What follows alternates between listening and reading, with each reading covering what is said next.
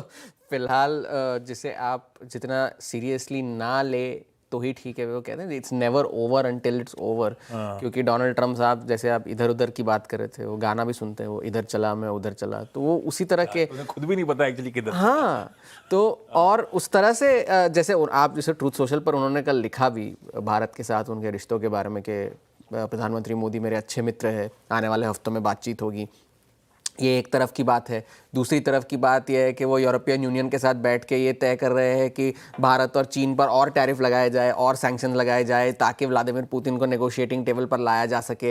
ये financial times के हवाले से खबर आई थी, जिसे बाद में ब्लूमबर्ग ने भी रिपोर्ट करा था। तो ये दोनों तरफ के फ्लिप फ्लॉप की वजह से कितना किस तरह से किसे सीरियसली लिया जाए, जितना सीरियसली ना लिया जाए उतना बेहतर होगा। क्योंकि जब तक आधिकारिक तौर पर पूरी तरह से पुष्टि नहीं हो जाती हर चीज़ की, तब तक तो किसी तरह का ट्रेंड निकालना तो मुश्किल ही है।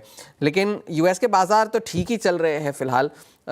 कल भी बढ़त के साथ बंद हुए, कल भी सीमित दायरे में कामकाज हुआ। नैस्डैक फिर से कल रिकॉर्ड हाइस पर बंद हुआ, बावजूद इसके कि कल जो जॉब्स डेटा का रिवीजन आया पूरे साल का, वो ऑन रिकॉर्ड सबसे ख़राब रिवीजन था। जबकि 2025 का जो उनका वित्त वर्ष पूरा हुआ उसमें लगभग 9 लाख नौकरियों को कम किया गया पूरे साल में। यानी कि जो पहले रिपोर्ट आई थी उसमें ये कहा गया था कि लगभग 20 लाख नौकरियां जोड़ी गई थी, उसमें से अब जो प्रिलिमिनरी रिवीजन आया है उसमें से उन्होंने 9 लाख नौकरियां जो है वो कम कर दी है।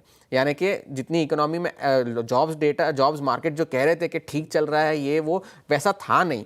और आखिरी फाइनल नंबर जो है वो अगले साल हमें पता चलेगा। 2024 के नंबर्स को भी रिवाइज किया गया, 8 लाख नौकरियां वहां पर भी कम की गई, जो कि 2009 के बाद का सबसे खराब रिवीजन था।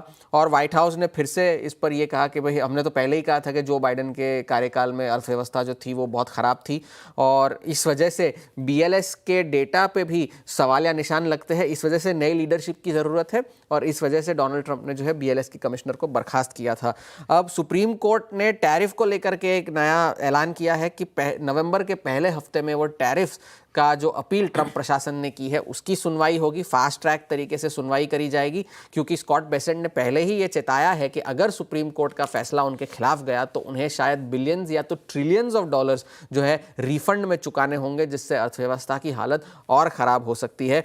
और एक और चीज़ उन्होंने ये कही कि फार्मा को लेकर के एक प्रेसिडेंशियल मेमो उन्होंने साइन किया कि फार्मा कंपनियां जो वहाँ पर डायरेक्टली कंज्यूमर्स को एड्स चलाते हैं उसमें उन्हें अपनी दवाइयों में एक्स्ट्रा साइड इफ़ेक्ट्स जो होते हैं वो ज़्यादा डिस्क्लोज करने होंगे।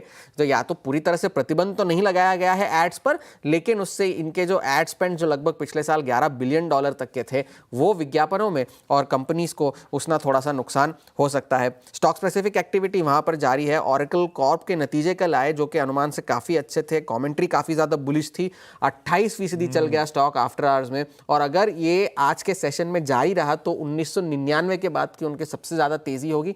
$200 बिलियन का मार्केट कैप में स्टेटमेंट तगड़े उनके बहुत अच्छे। क्लाउड इंफ्रा बिजनेस के बारे 8 गुना उनका क्लाउड इंफ्रा बिजनेस अगले 5 साल में बढ़ सकता है, ये उन्होंने कहा है। आज का सबसे बड़ा ट्रिगर, आज से महंगाई के आंकड़े आने शुरू होंगे। आज से PPI यानी कि थोक महंगाई के आंकड़े आएंगे। पिछले महीने जो थोक महंगाई के आंकड़े आए थे उससे ये महंगाई को लेकर के सारा बवाल शुरू हुआ था। तो इस बार 0.3% महीने दर महीने की अनुमान लगाए गए हैं, और साल दर साल 3.3% के अनुमान लगाए गए हैं।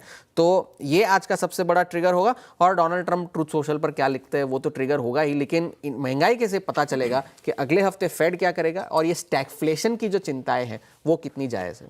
हाँ, अब तो ट्रंप साहब ने लिखना तो